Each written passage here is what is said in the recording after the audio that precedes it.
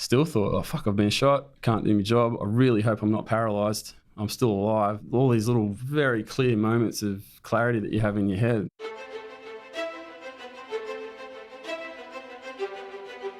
Welcome to the podcast where we track down Australian war veterans, have a chat with them, and hear their stories. I'm Alex Lloyd, and this is Life on the Line. The only thing I was scared of was failing, was letting down the people there that I was supposed to support. Things went south really bad. You've got to have an element of crazy to be good at what we do. There was an ego attached to being a gunfighter.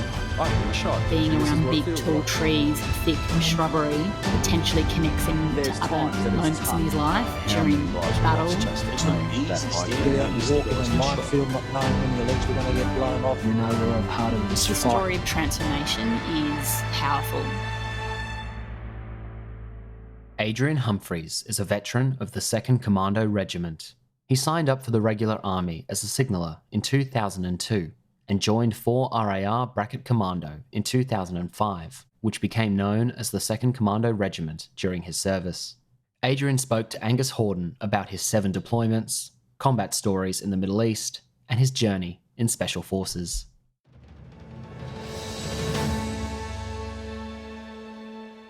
I'm Angus Hordern, and in our studio today, we are joined with Adrian Humphries.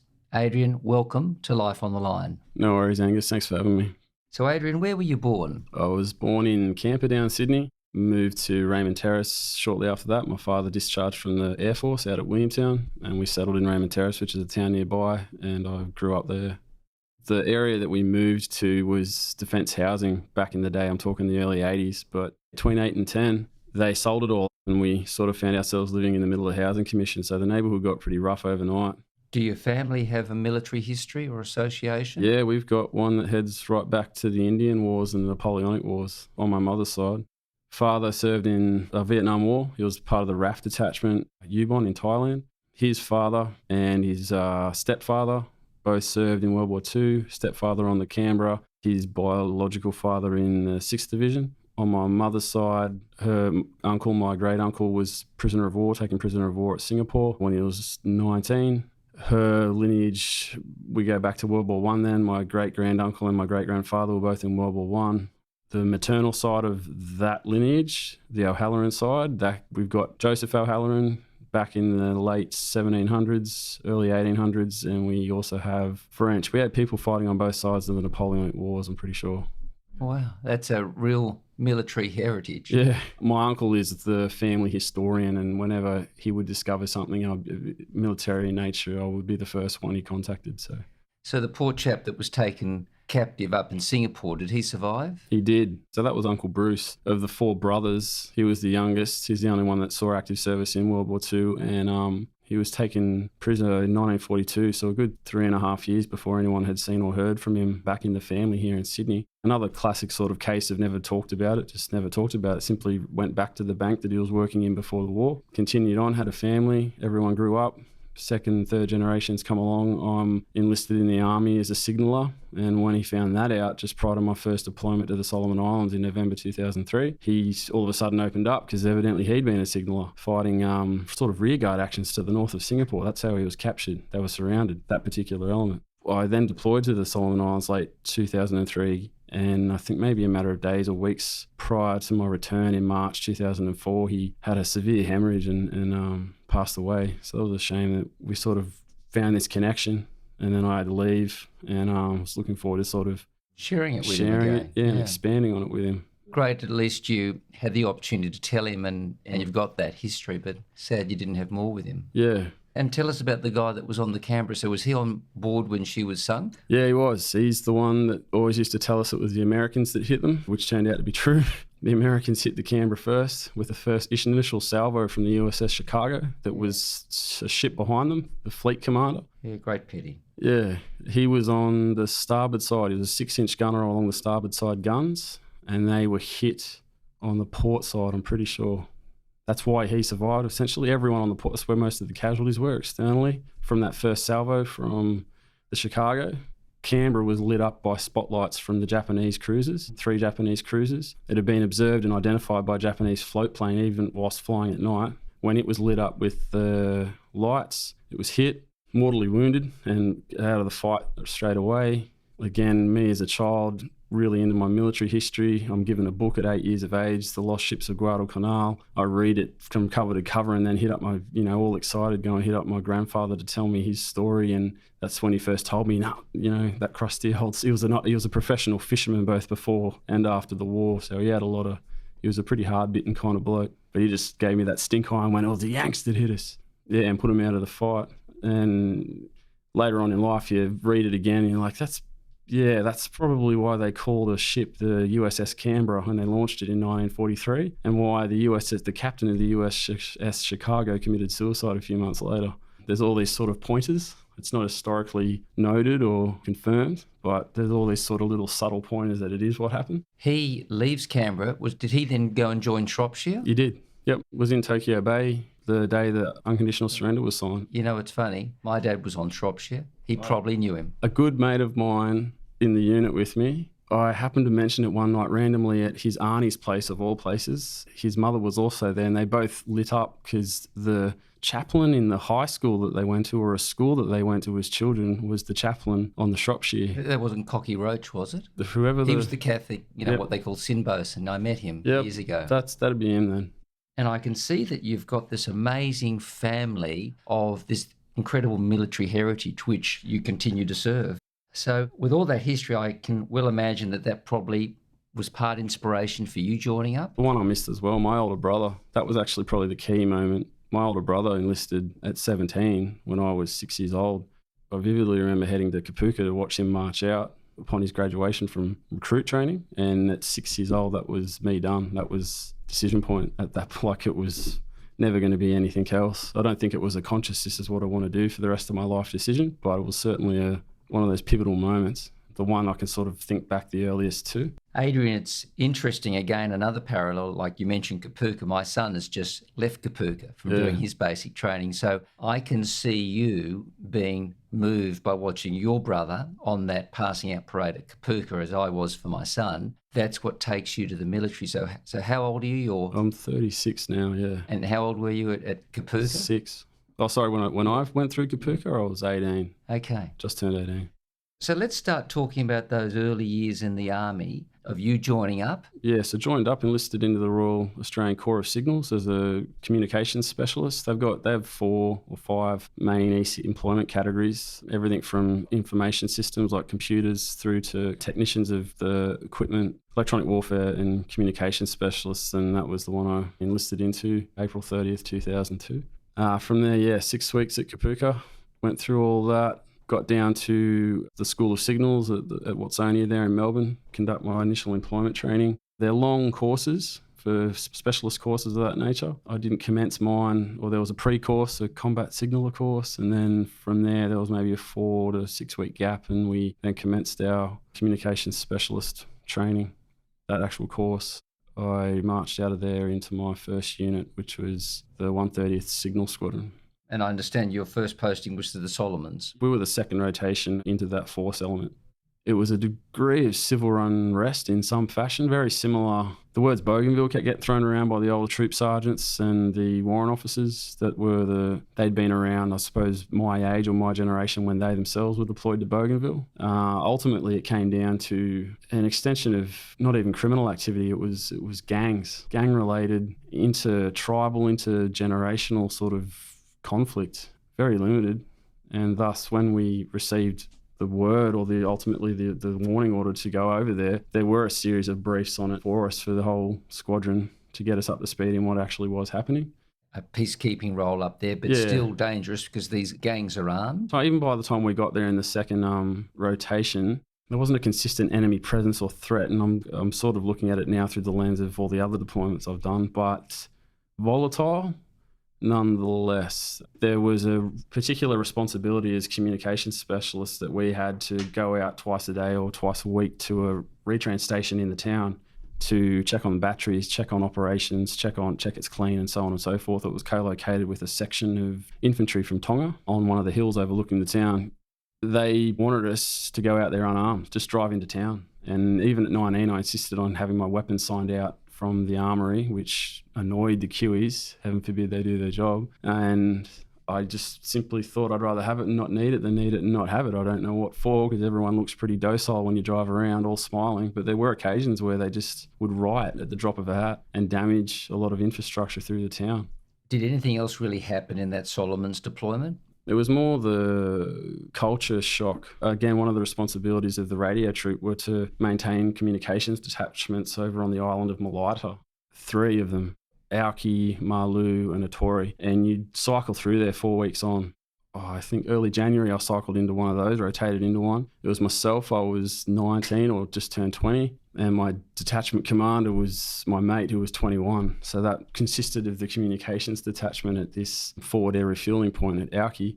All of a sudden you're not culture shocked to the point of paralysis on your part, but it's your first exposure to the third world, first exposure to the mortality rate of the third world, the disease rate, and how common it is. So personally, I don't know if it was, you'd call it post-traumatic growth to a sense, but certainly there were scenes and things I witnessed or was a part of that I now know them to be traumatic. You sort of look back at them through that sort of lens.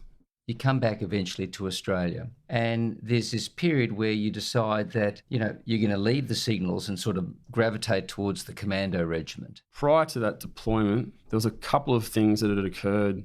Due to our physical location out the back of the base at Holsworthy, it was quite secluded, an ideal place for the Army or Special Operations to ultimately set up the initial Tactical Assault Group East compound and a series of ranges on the far side of the airfield.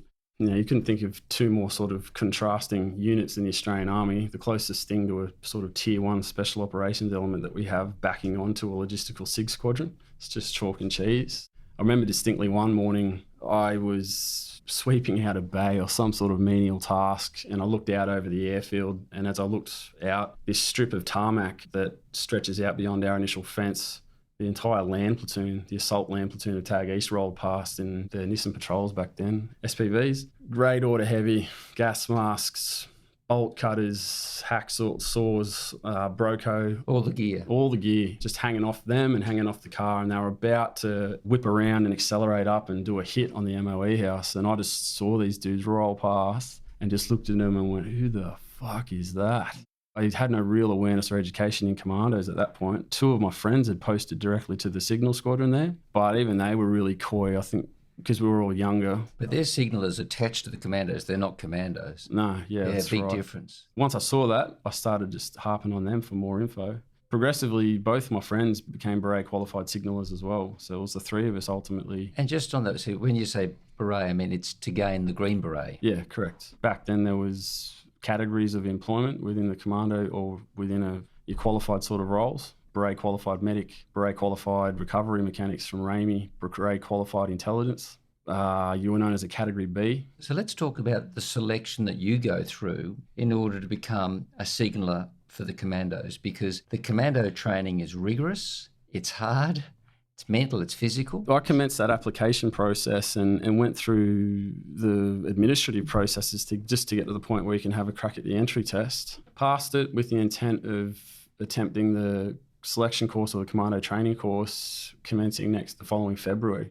A good friend of mine who was a medic in the unit at the time and still a good friend of mine, previous life he'd been recon in 1RL, an infantry battalion in Townsville. I had a complete non-infantry background, so as far as the soldiers' fives and the hot tips and all that sort of thing, it predominantly came from him being squared away in the bush with your navigation, your field craft. That was where I suppose you'd say I had an unorthodox approach. Or I found myself having one. It wasn't the straightforward join infantry, a couple of years in a rifle platoon, a couple of support courses, move into or attempt or get time up in a recon platoon or in snipers at an infantry battalion. That's that's a very common route for most guys coming onto the courses. Just backtracking a couple, it gets to New Year's Eve, 2004. Tsunami's just hit Indonesia. I've gotten a recall. This rapid deployment SIG unit evidently is living up to its name, and we are being rapidly deployed to Banda Aceh. So we're all keyed up and G'd up, ready to go, back to Sydney, working day and night to get all our gear ready. But every afternoon I was starting to feel quite unwell, and it had this sort of 24-hour cycle to it. And ultimately I wound up early January Again, I was with my medic friend from the unit. We were hanging out because we had nothing else to do prior to our deployment. We had about maybe 48 hours. I became quite unwell again, down for the count. We were in Chatswood, Westfield Chatswood of all places. He pretty much beelined me from Chatswood right back to the Army Hospital at Holsworthy. Oh, that's a bit of a drive. I was in a bad way. My temperature had spiked up to something like 41 degrees. From there, I was transferred to Liverpool Hospital, just this constant cycle of blood tests, pathology, to see what was going on. And ultimately, it turned out I'd contracted malaria. We're talking near 12 months previously, February, in the Solomon Islands. And I'm going down for the count with malaria, and hence the sickness, the cycle of sickness in the afternoons and whatever else. Something had triggered it. It had been dormant in my system, but something around that period of time had triggered it. I effectively, wound up in hospital for a good week and a half. I missed the deployment. I missed starting the commando training cycle course. I missed sort of both options that I was excited about. It took the better part of that year, 2005, to recover not only from the illness and how it sort of wasted away a lot of mass. I lost 7 kilos in 5 days or something like that. And all your momentum of where you were going. Start again, pretty much. And got on to the second CTC being run that year, which was in October or September.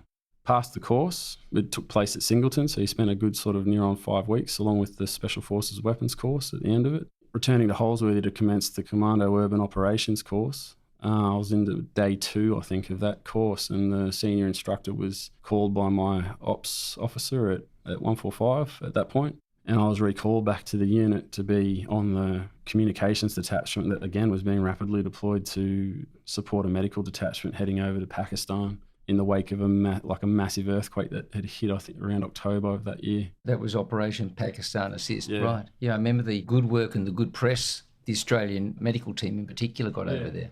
So how long were you in Pakistan for? Deployment wound up being 5 months, but I got over there, you're part of the initial deployment. They wanted to downsize somewhere at some point. Someone at some point made the decision we have to minimise, I think after the first cycle of heavy weather came through, shut down absolutely everything. We were up in I don't know how to describe it, the valley that we were in. And freezing, I understand. Yeah, so that first cycle of weather where it just dropped to nothing, air ops completely, Black Hawk was the only way in and out, completely denied. You've only got what you've got with you as a detachment, as a camp up there. We had a lot of sickness, altitude sickness as well. So they sought to minimise people up on the mountain and send unnecessary or superfluous sort of positions back to Australia. I filled one of those positions, much to my disappointment. Yeah, again, I think I was 22. I turned 22 over there. You're really disappointed. But that's the army, you know. Yeah, it is. I tried my hardest. So, I argued the point and all sorts of insubordinate sort of shit. But ultimately, it was you're going home because you're actually due to post into 4th Battalion, 4-hour commando at that point because you've passed this course. Your priority for your career is to get back on those line of courses and recommence it and finish them. So you come back. And I understand the following year there's action for you. That rolled into 2006. And that was Timor. Yeah, May 2006. So I commenced the year and I was straight back into the courses, basic parachuting course in February down at Nowra. Returned and started a second Commando Urban Operations course in March. Finished that up and rolled straight into the Special Forces Comms course. And it was during that course one afternoon, maybe a week and a half into it. Names were called out at afternoon points. They just simply said, get down to Alpha Company and find out where your name is on the board and then go see whoever's in charge of the people on that board. That was the platoon commander, platoon sergeant. The company was being put on standby for a situation that was developing in Timor. So this is Operation Astute in 2006. Yeah, at that point there was no op or name for it. We were staging, we were pushing forward to Darwin. First experience of deploying with a special operations element and the difference therein as far as the expeditionary sort of nature of the unit or the attitude. It's fight light, freeze at night, I suppose, is the overall attitude, and that is you see that, the influence of that sort of attitude or that reflection in everything from the way the unit rapidly deploys, rapidly has gear all ready to go. And so how would you rate your experience in Timor? How did it go for you? Timor, massive learning curve. I got a lot of second chances. My report afterwards was in hindsight. So yeah, to be totally honest, in hindsight, we wouldn't have taken you. And I went to defend myself, but then I thought actually, no, I wouldn't. I was a fucking liability at some point. So Now, was that from your signalling capacity or your soldiering capacity, or? probably soldering. Signalling I was pretty passionate about, but it was soldering and maturity. It's an irony that you hit that point where you understand why special operations want someone who's ideally in their mid to late 20s. That maturity. That maturity. But then also, would I be that mature if I hadn't gotten into special operations so early at that stage? You grow up pretty quick because you work for some hard people. Let's leave Timor and jump ahead to 2007. You've been in the army now for like half a decade. You've been deployed 3 times and you're now a commando. You must have been happy with your career to date, but I understand you were really itching to go to the big show in the Middle East. September 2005, the Special Forces Task Group rotated through for roughly a 12-month period. And then within that 12-month period, 3 rotations of troops went through. That wound up September or October 2006.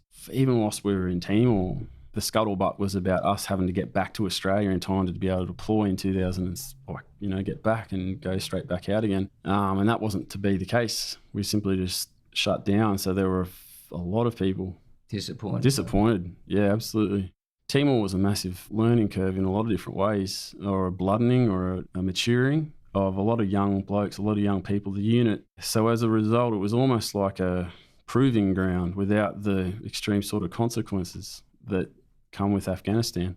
Got back, 2006 rolls into 2007. Late 2006 though, we get put on standby for Fiji. That was sort of the major sort of incident of note during that deployment was the loss of the Black Hawk with 2 members killed in action on it. I wasn't part of the company that was on the boat. There was a seaborne option and an airborne option, and the unit was effectively split into 2 different options for the force commander.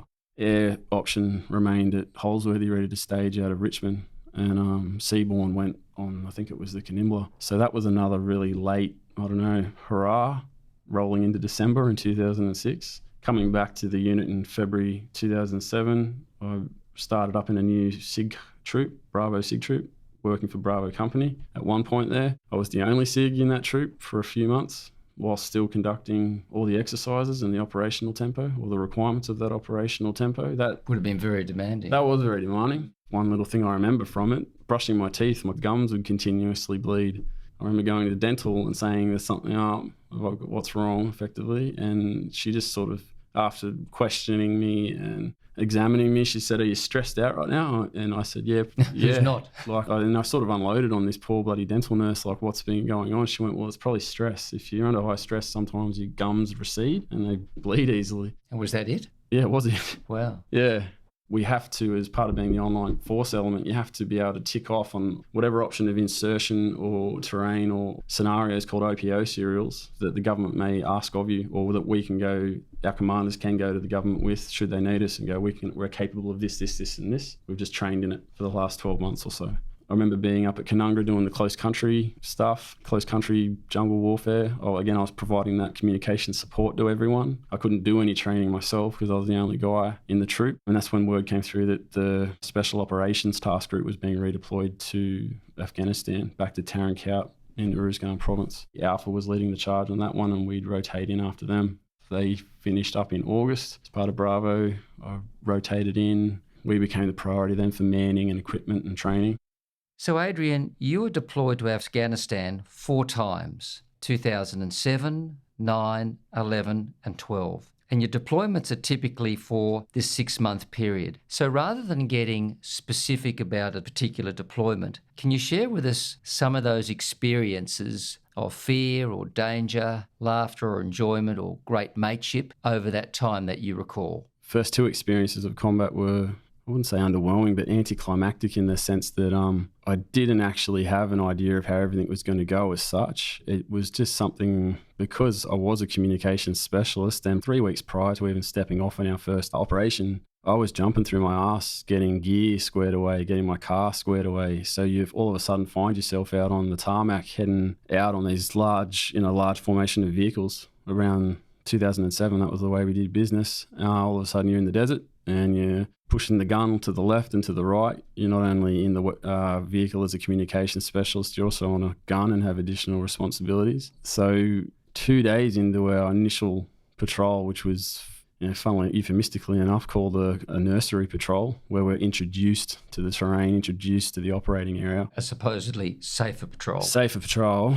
We got lit up. The entire company got lit up. One of the platoons had dismounted to conduct a clearance through this particularly sort of canalising sort of terrain down into this, what we call the Greenbelt populated area. Whilst they were doing that unknowingly to us, enemy, Taliban, whatever you want to call them, they'd spent the entire day moving into positions all over this mountain, this sort of feature complex to our front, where the remainder of our call sign was sort of spread out in vehicle positions. As that platoon remounted their vehicles and commenced to drive back up this pass effectively, whilst we remained in an overwatch position, we were just massively engaged by all these guys. It was, looking back, all the indicators were there, radio, transmissions, women and children leaving the Greenbelt, all these indicators, something's up. They're completely lost on you. And even right up to all of them yelling out Allahu Akbar on their ICOMs prior to kicking it off, all of them happened. But we were oblivious to the most part. So we... With respect, you weren't used to listening or looking for those things at that stage. Yeah. So off it kicks and we're all sort of pinned down. And we're talking a lot of cars here, and then a lot of guys getting on the 50s and 58s, 84s, everything, and starting to lay it back into this side of these series of sort of mountains to our front. And are they calling to you to signal for air support? Or? No, I knew, given my past performance in Timor and around the unit in general, this is the one thing I couldn't fail. So off I sprinted to my car. In my vehicle, the executive officer was sort of the commander of the vehicle, the executive officer of the company. So I just sort of grabbed him in the midst of all this, and I grabbed him and tell him, I've got to get to my radio. I've got to get to the radios. Because at that point, a lot of us were pinned down behind the engine blocks of all the respective vehicles as they were lined out. And he's just sort of looked at me very blankly and gone, then very quietly, just gone, we'll go. And I've looked at him and gone, okay, I'll go then. Didn't even really time it. An intelligence specialist that was attached to us happened to be in our vehicle on picket when all this kicked off. So this poor bastard's just blindly hammering this 50 cal into the side of this mountain. Even when I yelled at him to throw smoke or yelled at him to get his attention. He's too engaged. No, he turned and looked at me and didn't cease firing. He's firing in one direction and he's looking at me. And he looked like a basset hound. All the colour had drained out of his face. I go to take off just to run to our car. It's maybe 15 metres. As I go up and take those first couple of steps out, I get coat hangered back in. And it's one of those moments, you'll have tons of them, moments of sort of crisis or points. We have these moments that their duration is for me like a matter of hundredths of a second, but they're very sort of clear. And I just thought, oh shit, I've been shot. And this is what it feels like, the force of it. And my legs have gone up and I've been dragged in behind. The XO, and there was someone else as well.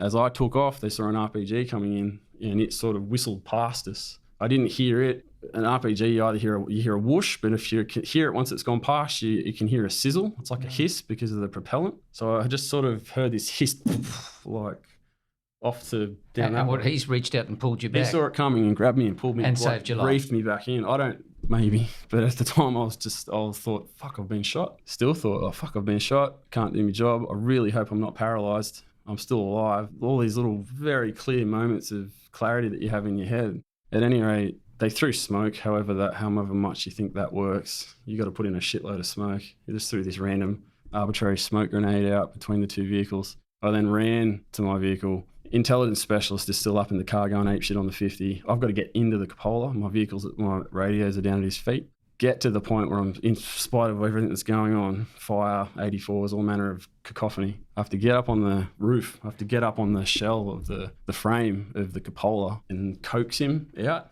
Because the gun stopped firing, ran out of ammo. He didn't even change it. His fingers he was just clenched on the gun. And I had to sort of coax him out of the vehicle, talking softly to him while still under fire. I got him out. I don't know what happened to him at that point. I jumped in to the vehicle, turned on all the radios, ready to go, ready to do my thing. And what had occurred was certain vehicles had an electronic countermeasures capability. In the event of a tick or a gunfight, whatever the case may be, all ECM is to be turned off by the operator so we can still transmit on our radios. Because of the nature of this engagement, we were ambushed. No one had turned their ECM off, so all my signals were at zero on all my radios. And I've just sat there again, shit's pinging off the vehicle. I'm just sort of sitting bobbed down in this cupola. Not being able to do what you need to do. Not being able to do it. And then so the very last means that I had, my in extremis means, was a mobile phone, an Iridium they're called, that's the brand, globally linked mobile phone. I grabbed that, I dial in the Soc C back at the camp. I get on the phone to him, and it was like something out of Transformers had just been released at the time, and the JTAC, and there's a scene where a guy's trying to call in to get air support, and he's got this Indian telemarketer on the other side. It was like that. I had this completely, I don't know what to describe. Dork. I had a dork on the other end of the line, just placidly. Or How were you? Were you in control of yourself? I was. Are you calm? I wouldn't say calm, but I knew But you were directing your speech. And this Yeah. guy is just not understanding the gravity of the situation. Yeah. He's like, why aren't you And you're calling on trying the to radio? get him off, get off the line and put me in touch with someone who can do something. Pretty much. And I could feel it rising in my throat. I said, if I do start yelling at him, I'm going to be done. So I just very calmly went, mate, we're under fire. No one's turned, like you're just trying to explain it to them. From there, we had to go to secure. And part of that process of going secure is that having this automated female American voice in your ear. And again, another surreal moment. You're just waiting for this call to go secure while rounds are hitting your car and all sorts of like shit is still going on. And you've got this American voice in your ear saying, secure call in progress, please stand by. Secure call in progress, please stand by. And you're just like, fuck, could this get any worse? This is not how I saw it all going down. From there, it goes secure again. And in that time, when old mate's voice came back on, that's when I unleashed on him and just said, put the OPSO on, effectively. My executive officer out on the ground wants to talk to the ops officer back there to get shit sorted. The JTACs, evidently, when you exchange stories afterwards, the series of JTACs that we had throughout the force element, they had the exact same drama trying to get air on station. Everyone's ECMs completely wiped it out. So you do succeed in getting the air support? It took a long time to get it, and the immediate threat had passed. surpassed. Yeah. So it was only organic sort of fire support and weapon systems that sort of put down enough of a wall of fire. So that could suppress them, and you guys could get out in good order still? Pretty much. It was an impressive moment, I suppose. We were vehicle mounted. We'd never rolled as a massive company in those vehicles prior to training. We hadn't trained for it. We'd done some limited vehicle training and heavy weapons training, both separate to each other. So to do an impromptu sort of break contact in vehicles, peeling left progressively, doing a sort of little recon team move in vehicles en masse out of this position that we're in while still keeping fire up. I remember seeing it because one of our vehicles was one of the first to go. Looking back, I turned the turret around by that point. Once they'd gotten comms, I hooked in with the 50 as well, with the 50 that I had. You were able to wrestle it off your mate? Well, I got him out of it, but again, it was another frustrating one. I'd gotten comms. It's sort of like, okay, I've done my job. What do I do now? And I went, well, we're getting shot at, so start shooting back. I jump on the 50 and click dead man's click because he's run out of ammo. And I'm like, again, you have to just change out the liner. But that was another one too, a training-ism that you call.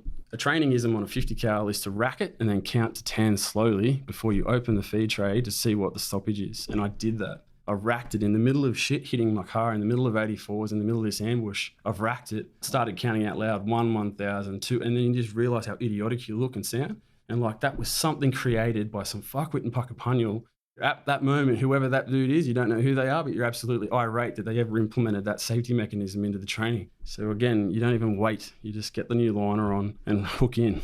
That's as far as a personal moment of the difference between training and real time and knowing the difference, or you're starting to learn through your experience. But also being in the battle and then getting out first and being able to observe the battle. The unit got out okay? We didn't lose any fellas? No, the two wounded were one of the platoon commanders and the OC, our officer commanding the company. The platoon commander was hitting the leg and the officer commanding was hitting the arse. Well, that was very lucky. Combat ad nauseum, or someone who's experienced it, you always sit back after the fact and go, don't know how anyone else wasn't hit. Adrian, can I ask, do you remember, or were you in a position where you were personally firing on someone you could see and saw the effect of that? No.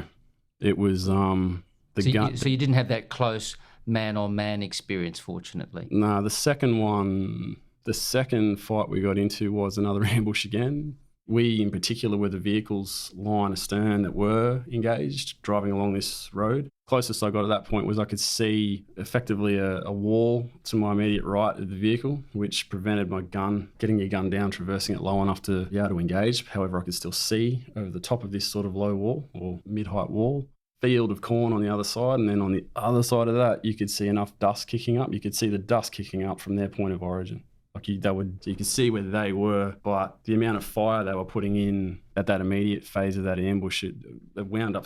Yeah, I wound up having ducked down inside the cupola. I realised my job was the radio. The gun was malfunctioning. We needed to get some air on at least. So that was a sort of second experience that occurred in late September on another operation. Adrian, during your service, you overlapped with a number of veterans who we've actually caught up with. You know, some of these names you'd know, like Dr. Dan Pronk, who Sharon, our colleague, spoke with. In fact, Mick Bainbridge. Do you remember Mick? Yeah. Well, Mick was sitting in the same chair that you're sitting in, and I was talking to him. Lovely guy. Yep. But, you know, there's Bram Connolly. There's the commando known as H, who Alex has spoken with. You remember these guys? Yeah. You know, back when you are sort of cycling through the tempo of the unit, particularly from 2006 onwards, all these names that you just mentioned, they're not identities at that stage. They're just regular guys. I did a couple of tours with Dan, good friends, a couple of the big photos that have sort of been commonly spread around about him. I took them. A couple of the patrols we went on in 2009, vehicle patrols or operations we went on that were vehicle mounted. He was able to jump on our vehicle as just in the commander's seat, and others he was in the rear gun on the Bushmaster behind us. Look, you've been the signaller, or chook as you're affectionately known as. You would have been the fly on the wall in quite a lot of events and actually been caught up in the action yourself. Can you talk to us about Luke Worsley and sadly the night he was killed? You just mentioned being a fly on the wall. I suppose that is a key example of a time that I was.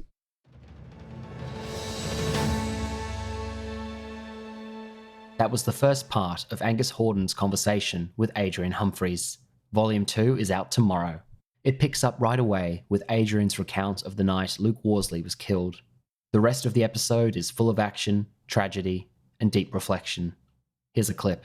Fallen Angel was called across the net. That completely changes the mission to recovery of the aircraft and personnel. Listen to some of the other commando stories mentioned today in our previous episodes. From Season 2, listen to number 31, Dr. Dan Pronk, Volume 1. Certainly I'd been part of medical teams that had lost people in the past, but it was always in a hospital environment, and it still hits home to a degree, but it was just a whole different level when it's someone you know, someone who you've had breakfast with, you know, the day before, and also when you're the one everyone's looking to as the person who's going to save this situation, and you simply can't. And number 31, Dr. Dan Pronk, Volume 2. I knew that at some point I was going to need to deal with all the events that had happened leading up to there. I knew that I would go from that fast-paced life to a much slower-paced life. In Season 3, also check out number 44, Mick Bainbridge. You know, I was scared to put my hand up and ask for help, and when I did, I was isolated, immediately told to go home and fuck off because they wanted no one else to get crook. Lessons of a Combat Doctor with Dr. Dan Pronk. But I never had any doubt or second guessing. So mentally that was like, hang on, I got this. Yeah, I'm injured. Everyone's injured. I'm losing weight. Everyone's losing weight. We're all broken. We're all sleep deprived, food deprived. But it was from then on in, I decided that unless I physically broke to the point where I couldn't go on, or they physically removed me from the course, that I was going to get to the end of it and then just see how the chips fell. Number 47, Bram Connolly. Well, these guys didn't ask my permission. They just shot him. 1,400 metres, clean kill. And the bomber stopped. And number 54, H, Volume 1. We're going through that door, or we're sliding down that rope, or we're blowing this, or we're diving in here, or flying in there, or whatever, and this is it. It doesn't matter how many of us come out. Volume 2. Only seconds ago, braced yourself mentally that, you know, you're about to die. You've accepted that. And Volume 3. There's nothing else in this world ever that will replace when you live and breathe inside a special operations team. There's nothing. For pictures of Adrian on deployment, look us up on social media. We're on Facebook and Instagram at Life on the Line Podcast, and on Twitter at LOTL Pod. Subscribe to us on YouTube, in your podcast app, and via our website to never miss an episode, including the rest of Adrian's story. Life on the Line is brought to you by Thistle Productions. Artwork by Big Cat Design, music by Dan Van Werkhoven. Thanks for listening, and lest we forget.